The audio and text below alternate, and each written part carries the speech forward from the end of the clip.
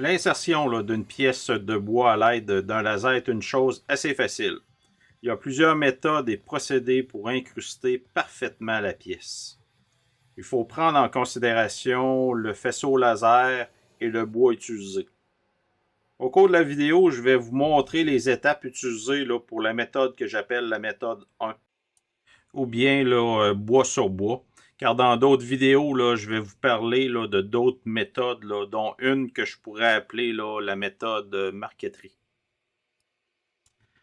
La première étape est de faire un modèle avec des petits détails pour observer de quelle façon notre remplissage va réagir avec le bois et son faisceau. Dans mon cas, j'ai utilisé Lightburn pour faire mon petit modèle.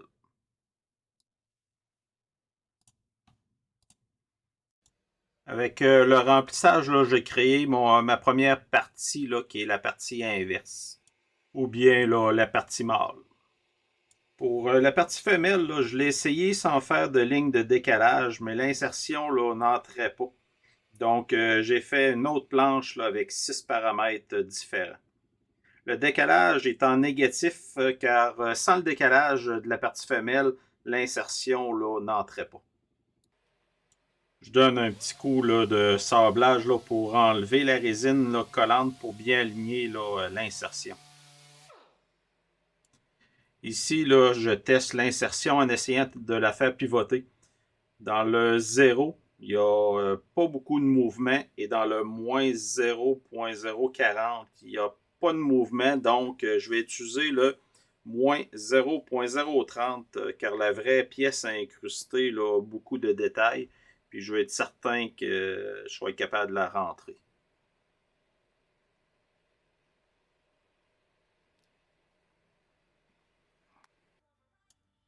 Je suis rendu à l'étape du collage de mes tests. Il faut mettre de la colle partout, mais sans trop en mettre, car la colle va avoir de la difficulté à sortir du trou. C'est un peu comme le principe d'un piston.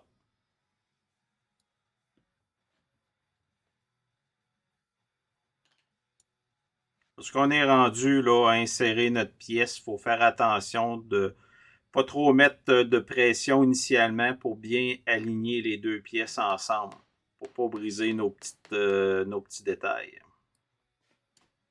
Quand je suis certain que c'est bien aligné, j'enfonce l'insertion avec mes doigts. Et ensuite, je donne quelques coups de maillet. Puis comme vous avez pu voir en passant, je nettoie aussi mes petits dégâts. Je colle mes 6 insertions dans ma pièce d'érable.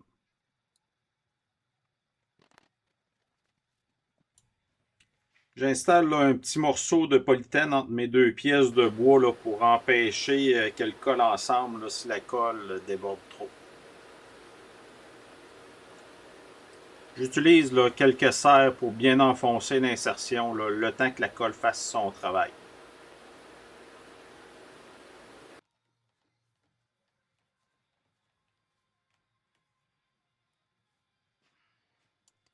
Après quelques temps, je peux enlever mes serres.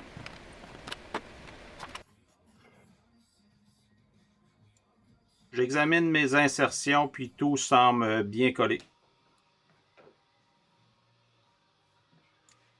J'utilise ma sableuse Festool Rotex avec le mode le plus agressif pour enlever l'excédent de l'insertion.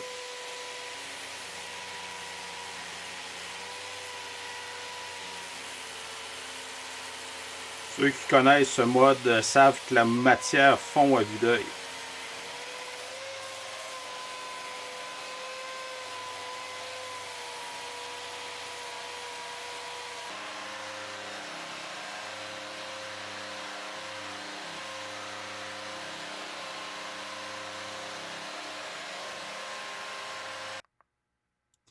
Avec une loupe, je vois un peu plus la ligne noire de brûlure avec la ligne de décalage à 0 ou bien à 0.010.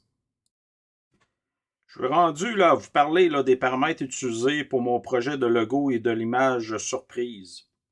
Pour commencer, comme vous pouvez voir, j'ai comme en double mon logo. Il y en a un qui est en remplissage, puis l'autre, c'est le contour de toutes les lignes. Donc, je trace une ligne en décalage négatif là, de moins 0,030 à 500 mm minute et 65%. Ensuite, le remplissage il est à 2000 mm minute et 55%. Donc, le tout là, est centré ensemble puis uni pour par la suite faire la gravure.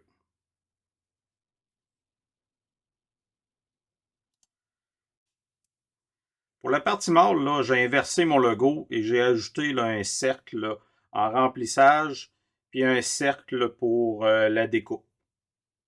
Pour les remplissages des pièces mâles et femelles, j'ai utilisé un DPI là, de 254. Le remplissage est à 2000 mm minute et 55%. Et pour la découpe là, de la pièce, j'ai utilisé une vitesse de 200 mm minute et 80%. Par la suite, là, je chante mes trois pièces ensemble, puis je les unis. J'ai utilisé de l'érable pour faire mon remplissage pour la pièce femelle. Avec mes paramètres, là, ça donne à peu près une profondeur de 1,5 mm. Pour la partie mâle, j'ai utilisé du noyer noir d'Amérique.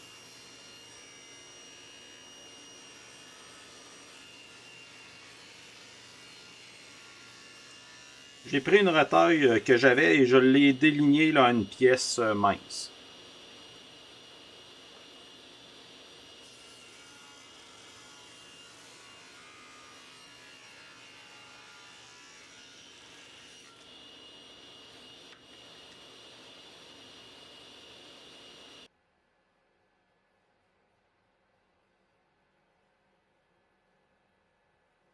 Avec une épaisseur de 3,1 mm, il est facile de graver une bonne profondeur et d'avoir un support qui est rigide pour bien exécuter l'insertion.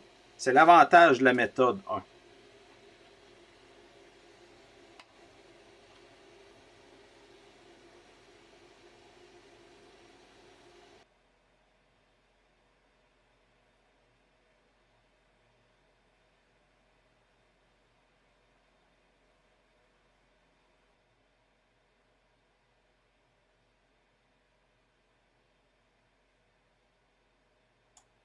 J'applique de la colle sur les deux parties, la partie mâle et la partie femelle.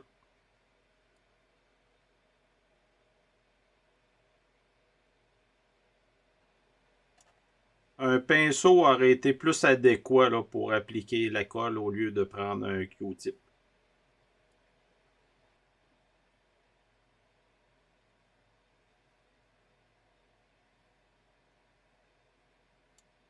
Mon logo, il n'est pas facile à aligner correctement là, la partie mâle avec la partie femelle.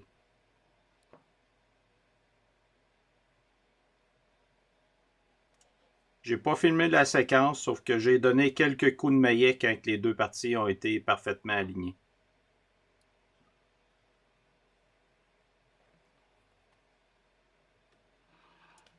Dites-moi en commentaire si vous utilisez cette technique-là pour faire vos insertions avec votre laser.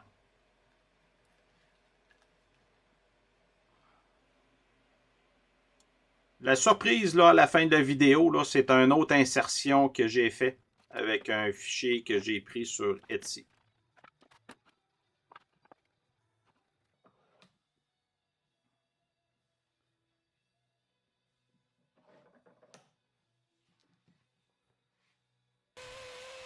Encore un petit coup de la sableuse Festo Rotex.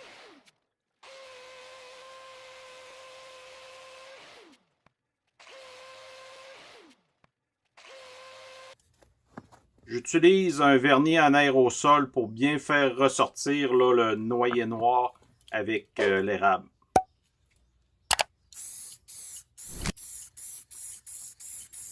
J'ai appliqué 3 couches de vernis avec un petit sablage entre chaque couche.